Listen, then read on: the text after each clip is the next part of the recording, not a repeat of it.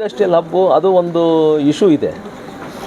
ಅದು BGML land ಸುಮಾರು 12,000 ಎಕರೆ ಏನಂದಿದ್ದಾರೆ, ಅದರಲ್ಲಿ 1,000 ಎಕರೆ ಸ್ಟೇಟ್ ಗೌರ್ಮೆಂಟ್ ಅವ್ರು ತೊಗೊಂಡಿದ್ದಾರೆ. ಆ ಇಂಡಸ್ಟ್ರಿಯಲ್ ಹಬ್ಬು ಏನು ಮಾಡಬೇಕು ಅಂದರೆ, ಈಗಾಗಲೇ ಇವಾಗ ಅರ್ಬನ್ ಇವರು ಮಾತಾಡಿದಾಗ ಅವ್ರಿಗೆ ಎಕ್ಸ್ಟ್ರಾ KGFಗೆ ಎಕ್ಸ್ಟ್ರಾ 50 ಕೋಟಿನ 60 ಕೋಟಿ ಪ್ರತಿ ವರ್ಷ ಬರುತ್ತೆ ಅಂತ ಹೇಳ್ತಾಯಿದ್ರು. ಇವಾಗ ಕರೆಕ್ಟಾ? ಆ ಸಿಟಿನ ಡೆವಲಪ್ ಮಾಡಿ ಅಂತ ನಾನು 2-3 ತಿಂಗಳಿಂದ ನಿಮ್ಮ ಮುಖಾಂತರನೇ KGF ಶಾಸಕರಿಗೆ ಹೇಳ್ತಾ ಇದ್ದೀನಿ. ಯಾಕೆಂದರೆ ನಾವು ಏನಾದರೂ ಬಂದಾಗ ಫಿನಿಶ್ಡ್ ಪ್ರಾಡಕ್ಟ್ಗೆ ವಿ ಹ್ಯಾವ್ ಇನ್ಫ್ರಾಸ್ಟ್ರಕ್ಚರ್, ಅಂದರೆ ರೋಡ್ಸ್ ಏನಾಗಿದೆಯೋ, ಎಕ್ಸ್ಪ್ರೆಸ್ ವೇ ಆದರೂ ಆಗಲಿ, ಈ NH75 ಏನಾದರೂ ಇದಾಗಿದೆ.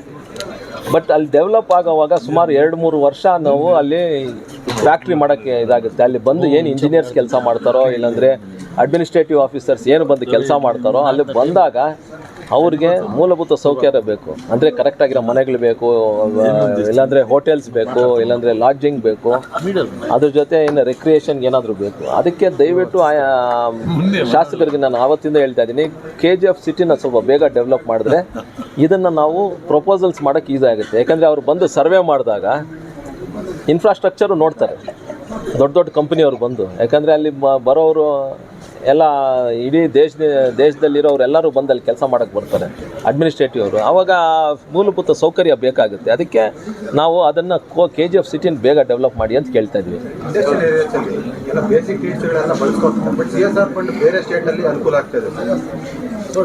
ಅದೇ ಇಶ್ಯೂಸ್ ರೇಸ್ ಮಾಡಿದ್ದು, ಅದೇ ಇಶ್ಯೂಸ್ ರೇಸ್ ಮಾಡಿದ್ದು ವಿತ್ ರೆಕಾರ್ಡ್ ನಾವು ತೋರಿಸಿದ್ದೀವಿ.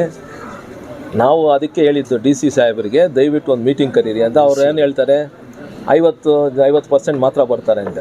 50% ಮಾತ್ರ ಬರೋದಲ್ಲ, ಈ ಸತಿ ನೆಕ್ಸ್ಟ್